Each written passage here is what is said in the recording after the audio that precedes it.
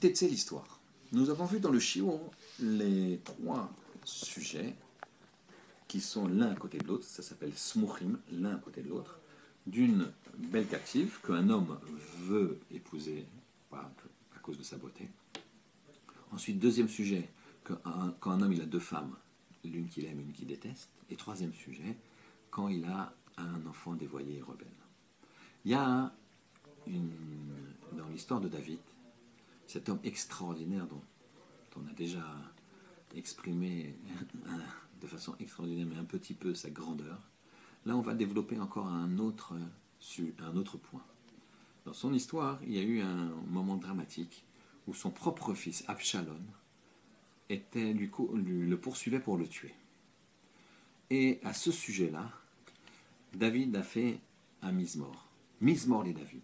Les commentateurs demandent, ça devrait être Kina les David.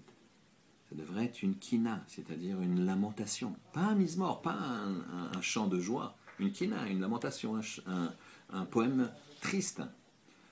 Alors on va expliquer pourquoi. Il y a plusieurs explications. Ici, on va prendre la suivante. David étant poursuivi par Absalom, tout le clan d'Israël, une grande partie en tout cas ayant suivi Absalom, David se trouve donc trahi dans une situation incroyable.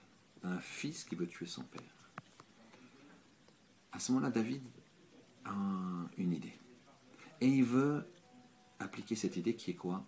De faire Avodazara, de faire un acte d'idolâtrie. Hushai Arki, son conseiller, lui dit, pourquoi tu veux faire ça? Qu'est-ce qui t'arrive?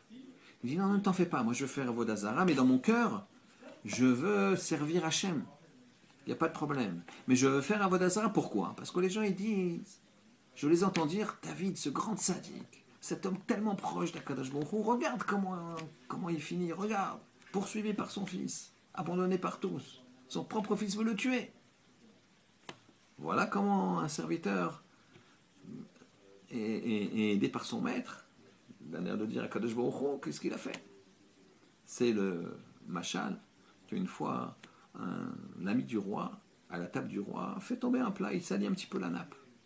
Le roi immédiatement lui dit, tu feras 3 mois de cachot. Qu'est-ce qu'il fait l'ami? Il prend la table, il la jette sur le roi. Cette fois-ci, le roi dit, tu es condamné à mort. Et après, il lui dit, mais pourquoi tu as fait ça? Il a dit, roi, je vous aime tellement. J'aurais pris des mois de cachot juste parce que j'ai fait une petite tache sur la nappe. Les gens, ils auraient dit, regardez comment le roi, il ne s'occupe pas de ses amis. Ses fidèles serviteurs, regardez comment il les traite. C'était pas possible. Par contre, là que j'ai jeté la table, maintenant, c'est normal que vous me condamniez à mort. Je préfère me sacrifier pour que votre gloire reste intacte. La même chose, David.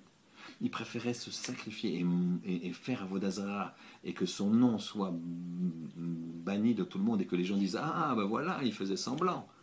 Donc, son kavod, tant pis pour mon kavod, mais le kavod d'Hachem, il sera préservé. Hushai Arki lui dit, mais David, tu sais bien qu'il y a le principe de Smuchim dans la Torah. Quand des parachiotes, quand des sujets sont l'un à côté de l'autre, ils sont liés. Or, Avshalom est le fils d'une Yefatoar, d'une belle captive. Et regarde quand quelqu'un prend une belle captive, premier sujet. Deuxième sujet, il a une femme qui est aimée et qui n'est pas aimée. Et troisième sujet, finalement, il a un fils dévoyé et rebelle. Donc les gens ils vont dire non. Avshalom, pourquoi il s'est rebellé? C'est pas parce que David n'est pas méritant. C'est parce que c'est le fils d'une captive et qu'il y a Smuchim, il y a cette arborescence, ce cheminement qui est on épouse une belle captive, ensuite il y a une femme aimée et une femme détestée, et ensuite il y a un Ben Soré Moré, c'est qui est devenu Absalom. Donc tu n'as pas besoin de faire Avodazara, mon cher roi. À ce moment-là, David a dit mise mort les David quand j'ai fui Absalom Beno. Je n'ai pas besoin de m'humilier pour la gloire d'Hachem. La gloire d'Hachem est préservée. Shabbat Shalom.